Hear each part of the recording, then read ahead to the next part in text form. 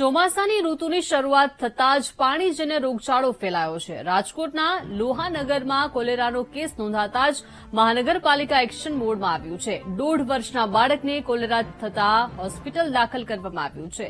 મહત્વનું છે કે એક સપ્તાહ પહેલા કોલેરાનો પ્રથમ કેસ નોંધાયો હતો, જેથી વધુ રોગચાળો ન ફેલાય તે માટે મહાનગરપાલિકાએ આસપાસના 448 ઘરોમાં તપાસ હાથ ધરી હતી, જેમાં 6 ઝાડા ઉલટીના કેસ નોંધાયા। મહાનગરપાલિકાએ વિસ્તારમાં રહેતા 1700થી વધુ લોકોના સેમ્પલ લઈ આરોગ્યની તપાસ કરી। જો કે લેવાયેલા સેમ્પલમાંથી વધુ એક કોલેરાનો કેસ નોંધાયો છે।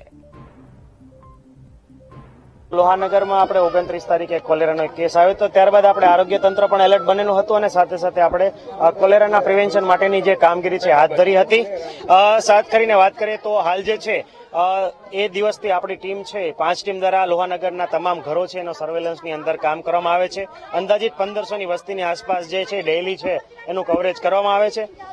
પાણી જે છે એમાં સુપર ક્લોરિનેશનની સૂચના છે એ આપણે વોટર વર્ક શાખાને આપેલી છે અને રોજ અમારી ટીમ દ્વારા 30 થી વધુ જગ્યાએ એટલે કે છેલ્લા છેવાડાના ઘર સુધી જે છે એ ક્લોરીન ટેસ્ટ છે કરવામાં આવે છે। હાલ ક્લોરીનની હાજરી છે પાણીમાં મળી રહી છે, એટલે કે પાણી દ્વારા આ ટ્રાન્સમિશન છે કહી શકાય નહીં, પરંતુ લોકો જે છે એ લોકોને જે ઇન્ડેક્સ કેસ છે એની આજુબાજુ ત્રીજું ઘર જતું એ 6 આપણે સેમ્પલ લીધેલા એમાં એક જે પોઝિટિવ આવ્યું છે, તો એ જે દર્દી છે હાલ એને આઇસોલેશનમાં પીડીયુના કેટી ચિલ્ડ્રન હોસ્પિટલમાં રાખવામાં આવ્યું છે, જેથી એ બાળક જે છે અન્ય બાળકને કેસ અથવા ઇન્ફેક્શન જે છે એ લાગુ ન કરી શકે।